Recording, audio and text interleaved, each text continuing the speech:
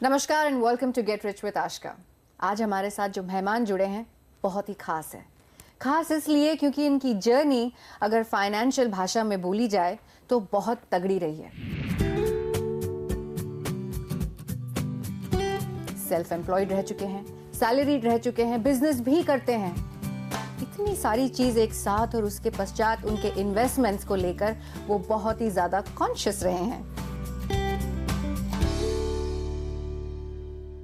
Welcome Sandeep Sikand, welcome to get rich with Aashika. Thank you. बहुत धन्यवाद, आपने इतना टाइम दिया हमें। Thank you so much. Anything for you. We go back a long way. तो आपके लिए तो कुछ भी। Thank you so much. बहुत सारे किरदार जिन्हें आज भी आप भुला नहीं पाए, उन किरदारों को रचने में संदीप का बहुत बड़ा हाथ है। इनके शोज की बात करें तो कहानी घर घर की, आई रिमेम्बर के कुसुम का सेट कहानी के बिल्कुल साथ हुआ करता था and I used to see you work over there. Correct. तब से आई थिंक 15 साल हो गए। मैं 15-16 साल, हाँ 15-16 साल से मैं आपको देख रही हूँ काम करते हुए, पर आप लगभग 31 साल से एक प्रोफेशनल रहे हैं। जी। एक्चुअली मैंने काम करना बहुत जल्दी शुरू किया। एक्चुअली अगर देखा जाए तो जब समर की हॉलीडेज होती थी, because my mom and dad were divorced, तो मैं मम्मी के साथ रहता था बॉम्बे में। और मेरे एक मामा हैं, मॉम के भाई, तो वो हमारा ख्याल रखते थे। Like the financial support used to come from him. तो मॉम को हमेशा ये लगता था कि you know he is doing so much, तो we should do something in return. तो मेरे जो भी समर हॉलीडेज होती थी स्कूल में, मैं जर्मनी जाता था, फ्रैंकफर्ट, और मैं वहाँ ऑफिस में काम करता था। तो मतलब ये मैंने जब मैं क्लास 6 में था तब मैं पहली बार गया था फ्रैंकफर्ट। और जैसे लोग नॉर्मली समर हॉलीडेज करते हैं, यू नो बीच पे जाते हैं, पिक्चर देखते हैं, मैं सवेरे 7 बजे उठ के ऑफिस जाता था और मैं काम करता था। और मुझे हमेशा ये लगता था कि इतना जल्दी क्यों काम करना है, लेकिन उसका जो पे ऑफ होता था वो बहुत अच्छा होता था कि मैं चाहे जितनी भी शॉपिंग करूं तो मेरे जो कपड़े हैं, मेरी बैग है, स्कूल बैग है, वो सब मेरा फ्रैंकफर्ट से आते थे। पर मुझे हमेशा ये बहुत मैं कॉन्शियस था कि मैं इसके लिए काम कर रहा हूं। तो बचपन से ही ना एक चीज दिमाग में बैठ गई है कि अगर आपको शॉपिंग करनी है और अगर आपको एक अच्छी लाइफस्टाइल जीनी है तो काम करना पड़ेगा। और मेरी ग्रैंडमदर जो मेरी नानी है, उनका मेरे ऊपर बहुत बड़ा इन्फ्लुएंस है, और वो हमेशा यही कहती थी कि a man is known by the work he does. तो मेरे लिए हमेशा काम एक बहुत ही इंपॉर्टेंट फैक्टर है मेरी लाइफ में। काम की अहमियत में मैं बहुत ज़्यादा बिलीव करता हूँ। एंड आपने बोला 31 years, I wish I am working for the next 60 years also, because I think work is worship and I love praying, so let's say that. I think knowing how you've worked, जिस तरह से आपकी journey रही है, मुझे नहीं लगता कि आप वो next 60 years रुकने वाले हैं। May everything work in your favor. Raised by a single mom, आपने कहा कि आपने summer holidays से काम करना शुरू कर दिया था, तो knowing your journey, the age of 16 was your first business. Yes. जब आप एक garment एक्सपोर्टर के रूप में आपने एक काम शुरू किया अपनी मदर के साथ। जी हाँ, ये बहुत कम लोग जानते हैं। सब लोगों को लगता है कि मैंने टीवी से ही काम शुरू किया है, पर एक्चुअली मैं एक गारमेंट बिजनेस एक्सपोर्टर रह चुका हूँ। क्योंकि वही जब मैंने कहा कि मेरे अंकल ने एक बार एक अपॉर्चुनिटी दी, क्योंकि वो इंपोर्टर थे फ्रैंकफर्ट में, वो कपड़े इंपोर्ट करते थे। तो he was looking for an exporter इन बॉम्बे। तो उसने मेरी मॉम को बोला कि अभी ये SY BCom में है, he is going to now going to TY or whatever, FY में है, he's going to TY, तो why don't you all start now?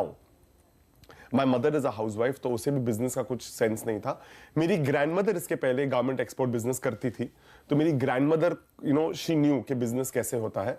तो मेरी ग्रैंडमदर, मदर और मैं, हम लोग ने एक पार्टनरशिप कंपनी शुरू की और हमने गारमेंट एक्सपोर्ट बिजनेस शुरू किया। तो मुझे याद है मैं मेरे SY BCom या FY BCom के एग्जाम्स थे। मुझे पेपर भी याद है, सेक्रेटेरियल प्रैक्टिस का पेपर था।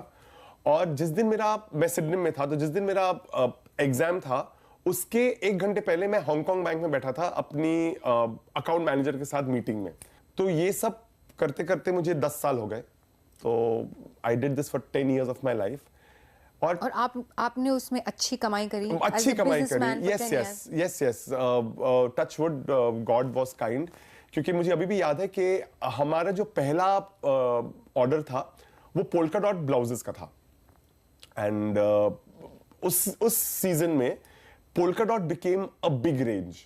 तो मेरा जो पहला ऑर्डर था of 2000 blouses, suddenly I got an order of 20,000 meters fabric. You know, polka was a big rage that summer in Europe.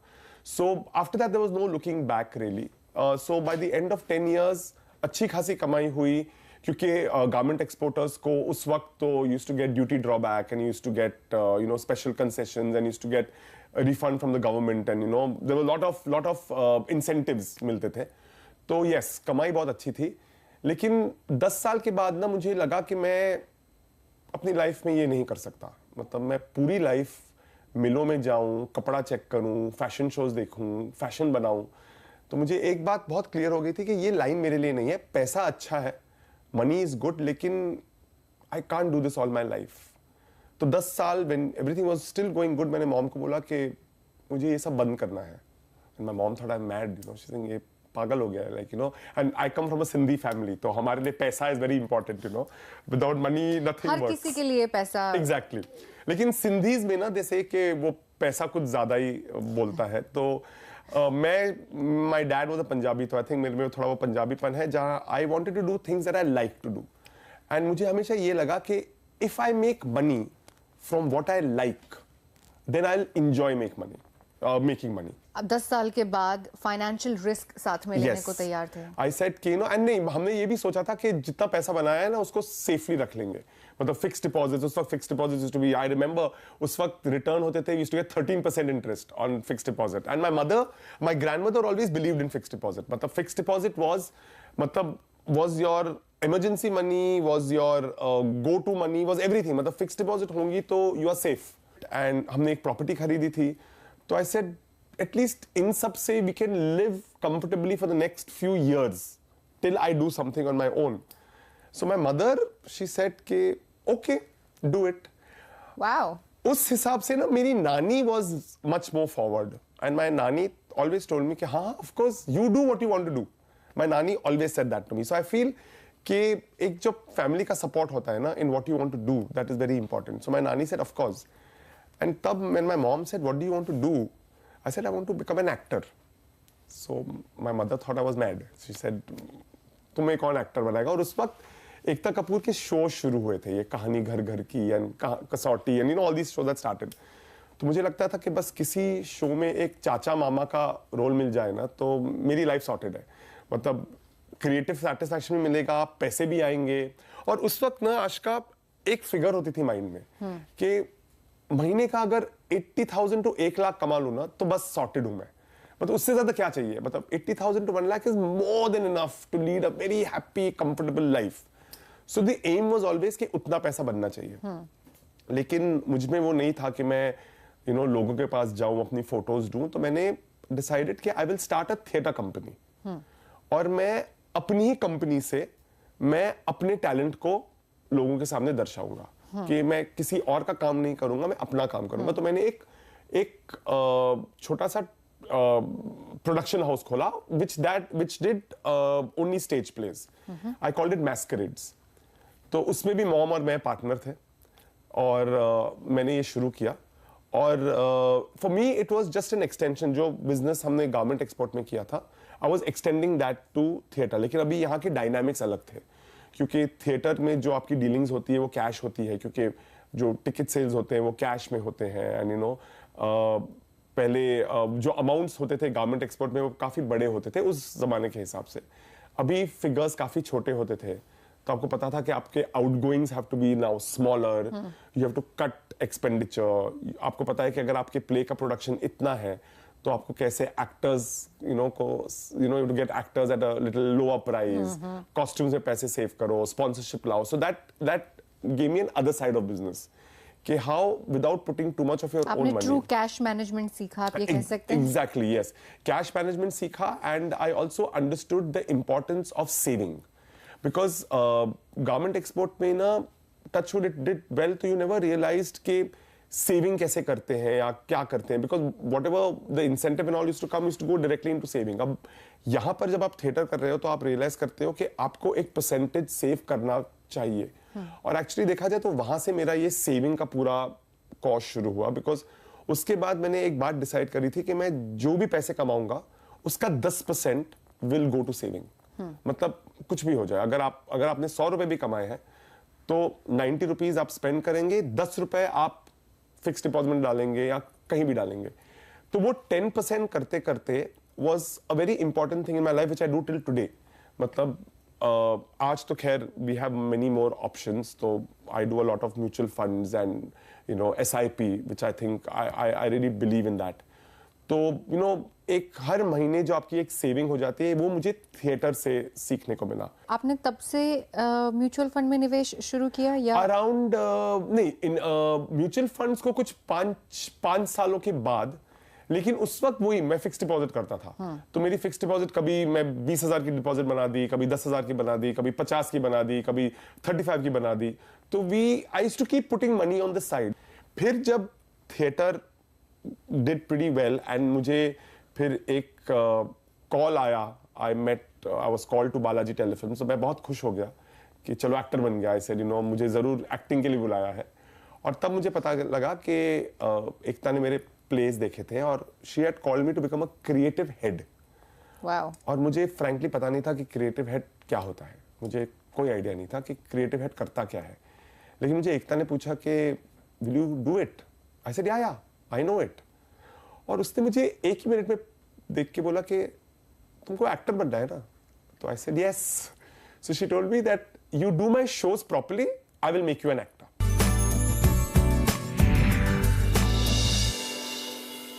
एकता ने मेरे प्लेस देखे थे और she had called me to become a creative head. Wow. और मुझे frankly पता नहीं था कि क्रिएटिव हेड क्या होता है, मुझे कोई आइडिया नहीं था कि क्रिएटिव हेड करता क्या है। लेकिन मुझे एकता ने पूछा कि will you do it? I said या आई नो इट। और उसने मुझे एक ही मिनट में देख के बोला कि तुमको एक्टर बनना है ना? तो I said yes. So she told me that you do my shows properly, I will make you an actor. तो मेरे लिए ये एक बहुत इंपॉर्टेंट अट्रैक्शन था कि अगर मैं पहले बचपन में था कि काम करो तो शॉपिंग करोगे, अब था कि अच्छे से काम करो तो एक्टर बन जाओगे। तो I think that was the push that made me put everything into what I had, so I learned a lot. और उस वक्त is when people had started talking about mutual funds, बहुत हल्के से, लेकिन एक म्यूचुअल फंड की बात शुरू हो रही थी। तो मुझे लगा क्योंकि by that time the fixed deposit interest has started going down, so you were always looking at something new कि कहाँ इन्वेस्ट करें, कैसे करें।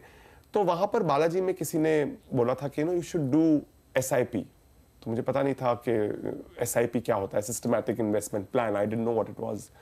तो मुझे बताया कि आपके बैंक से इतने पैसे हर महीने जाएंगे। तो मेरे लिए बहुत it was a very good thing कि मुझे किसी को चेक नहीं लिखना है, मुझे जाके किसी को कैश नहीं देना है, मेरे अकाउंट में से वो ऑटोमेटिकली डेबिट होता जाएगा। और क्योंकि ये प्रैक्टिस आपने right from the age of 26 रखी थी, it was just an addition to your portfolio and your practice. Yes, it was like something that see for me, having said all this, I can tell you one thing कि मेरे money में इतना दिमाग नहीं चलता है। मेरे जो इन्वेस्टमेंट्स हैं वो बहुत सेफ है और मेरे जो इन्वेस्टमेंट्स हैं वो बहुत ही सिस्टमाइज्ड है। मतलब I don't take very big risks. मतलब अभी भी जब मैं म्यूचुअल फंड्स करता हूँ, I invest mostly in debt funds और I invest in debt cum equity. क्योंकि आपने ये कहा और जो बातें मैं आपकी पहले सुनी, ये तो कहना गलत होगा कि आपके पास रिस्क टेकिंग कैपेसिटी है नहीं, क्योंकि डूइंग अ सक्सेसफुल बिजनेस और वहाँ से अपने दिल की आवाज़ सुनना, अपने पैशन को फॉलो करना, एक कंप्लीटली नए डायनामिक्स को अंडरस्टैंड करना, लोगों को समझाना कि मैं कुछ करना चाहता हूँ, आई थिंक ऐसे इंसान की रिस्क टेकिंग कैपेसिटी तो ऑलरेडी है। नहीं पर आप वो सोचिए ना, मैंने वो काम तब किया जब मेरे गारमेंट एक्सपोर्ट से पैसे बन चुके थे। मैंने जैसे आपको कहा, मुझे पता था कि हम 5-6 साल तो जी सकेंगे, मतलब ऐसा कोई प्रॉब्लम नहीं होने वाला है। सो द पॉइंट इज कि once I was safe, did I take the next step forward, because मुझे लगता है कि अगर आप रिस्क भी लेते हो तो it should be a calculated risk. मतलब सो आई टेक रिस्क इन अ वे कि स्लो होना चाहिए, रिटर्न शायद थोड़ा स्लो हो, लेकिन वो गारंटीड होगा और वो काफी टाइम के लिए it will last for quite some time. And also for me coming to Balaji was a different setup, because after doing my own business now I was an employee somewhere. Though मैं freelancer था हमेशा बालाजी में, लेकिन फिर freelancer के साथ भी आपको वो एक वो रिस्क होता है कि अगर ये शो बंद हो गया, क्योंकि आप सेल्फ एम्प्लॉयड हैं। करेक्ट। तो अगर ये शो बंद हो गया तो क्या मुझे दूसरा शो मिलेगा, क्या मुझे कोई तीसरा शो मिलेगा? लेकिन again I think beginner's luck, God was very kind. जो मैंने पहला शो किया था Qayamat, it was a huge success on Doordarshan. मतलब दूरदर्शन उस वक्त जो रेटिंग आ रही थी वो बहुत सुपर्ब था। और उसके बाद एकता ने मुझे कहानी घर घर की दिया, तो मेरे लिए वो बहुत बहुत सुपर्ब था, क्योंकि जो शो मैं देखता था और मैं सोचता था कि मैं एक दिन इस शो में चाचा या मामा का रोल करूंगा, अभी मैं उस शो का क्रिएटिव डायरेक्टर था। तो मेरा SIP तब से चल रहा है। So I do it on a regular basis, कि मेरे लिए वो एक कंपलसरी सेविंग हो जाती है, एक कंपल्सरी इन्वेस्टमेंट भी हो जाती है, कंपलसरी इन्वेस्टमेंट, कंपलसरी सेविंग। और मेरे को सबसे अच्छी बात ये लगती है कि कोई हैसल नहीं है, मुझे कुछ नहीं करना है, मेरे अकाउंट से वो ऑटोमेटिकली, हाँ मेरे ऊपर सिर्फ इतना प्रेशर है कि मुझे अकाउंट को फंडेड रखना है। So for me that is also a driving force, कि आपको काम करना है, हर महीने इतने पैसे तो आने ही आने चाहिए। So that even keeps me working, you know, it makes me achieve a goal. आप बिजनेस कर चुके हैं, आप सेल्फ एम्प्लॉयड रह चुके हैं, आपने एक नेटवर्क के साथ जुड़कर जॉब भी की है, तो आप सैलरीड भी रह चुके हैं। हाँ। मैं आपसे जानना चाहूँगी, ताकि हमारे दर्शक भी ये जान पाएँ कि एक सेल्फ एम्प्लॉयड का फंड मैनेजमेंट और एक सैलरीड इंसान का फंड मैनेजमेंट, इसमें क्या अंतर है? Why are lives so different, challenging for both these blocks? मुझे लगता है ये फंड मैनेजमेंट जहां तक का ख्याल है, वो आई थिंक मेरे हिसाब से वो प्रीटी सिमिलर है, क्योंकि एटलीस्ट फॉर मी, क्योंकि मैंने जब ये जॉब किया चैनल के साथ, I was a programming head, मैंने अपने इन्वेस्टमेंट्स चेंज नहीं करे। मतलब मैंने जो मेरा SIP चल रहा था, मैंने वही चलते रहने दिया। पर एक सैलरीड होने के बाद ना एक काइंड ऑफ आश्वासन आ गया कि अगर अभी शो बंद भी हो जाए ना तो कोई प्रॉब्लम नहीं है, आपको सैलरी मिलती रहेगी। मतलब आपको हर महीने एक X अमाउंट ऑफ पैसे आते रहेंगे। तो मुझे लगता है जहां पर एक सैलरी का सवाल है, एक काइंड ऑफ कंफर्ट होता है कि चाहे जो भी हो आपको सैलरी मिलेगी, but you know you want to do better and better, क्योंकि उसके बाद ही आपकी सैलरी बढ़ती है। और जब मैं सैलरी था तो मुझे एक नया कॉन्सेप्ट मेरे सामने आया, जो was something like provident fund. I don't know the exact word, I think it was that only. It is right. तो मेरे सैलरी में से एक अमाउंट एक फंड में जाता था, and I used to wonder कि वो, एंड दे टोल्ड मी कि व्हेन यू विल रिटायर और when you will quit the job, you will get this money in a lump sum. And वैसे मेरा जो मेरा मानसिक संतुलन है, my god I spoke so much Hindi, and the way I am, I realized that this job was not really meant for me. So I left the job in about 9 months and I said no. But उस वक्त जो 9 महीने के बाद मुझे एक hefty check मिला, मुझे पता नहीं था ये कहाँ से आया। तो you know those people also knew that I'm doing salary thing for the first time. They said आपको जो हम हर महीने पैसे काटते थे, and I said oh wow. तो you know I got good money at the end of it, which I miss till today. मतलब you know काश अगर SIP के साथ कोई ऐसे आपकी सैलरी काटते काटते आपको, you know, end of the when you leave gives you a good amount of check. तो that was very very interesting for me. इसमें एक बात और भी छुपी है, फॉर ऑल दोज पीपल जो सैलरीड नहीं है, जो सेल्फ एम्प्लॉयड हैं, जो बिजनेस प्रोफेशनल्स हैं या क्रिएटिव फील्ड्स में हैं, इट इज़ एसेंशियल कि आप अपनी कमाई में से कुछ रुपया बचाएं, ना ही सिर्फ बचाएं लेकिन आगे निवेश करें, because when somebody else does it for you, आपकी चॉइस हो कि ना हो, क्योंकि वो एक कॉर्पोरेट सेटअप है, उनके प्रोटोकॉल्स हैं, तो आपकी सैलरी में से एक हिस्सा काटा जाएगा, कुछ टैक्स को जाएगा, कुछ आपके प्रोविडेंट फंड्स की तरफ जाएगा, and that becomes a huge help at the time of either retirement और whether you do job for a certain period of time. Very much. But I think ये जो आपने सैलरीड होने की रिस्पॉन्सिबिलिटी जो आपने पोर्टफोलियो में निभाई है, I think that is wonderful. And you no I also remember कि मुझे जब वो फैट अमाउंट मिला था, I went straight to my account manager, मेरा जो बैंक में जो account manager है, I said, listen, I've got this big amount. What do we do? And he said, let's put it in mutual funds. So I actually realized at that time कि I can even put chunks of money in mutual fund. तो मैंने वो पूरा जो था उसको break करके in different funds I put the amount of money. So for me that money was again invested. So my portfolio went up. And मुझे एक तरह से वो भी संतुष्टि हुई कि ऐसा नहीं कि पैसे आए और मैंने उसको खर्च कर दिया, पैसे आए और उनको मैंने इन्वेस्ट किया और वो पैसे will grow by itself, which I think is very important, which I think everybody should do. Coming to your insurances, because आज भी मेरे शो पे बहुत सारे ऐसे मेहमान आते हैं जो मुझे कहते हैं कि हमने बहुत सालों से हेल्थ इंश्योरेंस ले रखा है लेकिन हमें कभी ज़रूरत नहीं पड़ी. Okay. तो मैं उनसे कहती हूँ भगवान की गणिमत है कि आपको इसकी ज़रूरत नहीं पड़ी. सो समबडी जो इतने अलग अलग प्रोफेशनल लाइव्स को जी चुके हैं, आपके लिए इंश्योरेंस क्या मायने रखता है? बिकॉज अगर आप के लिए क्या मायने रखता है ये हमारे दर्शकों को किसी तरह इंस्पायर करे तो.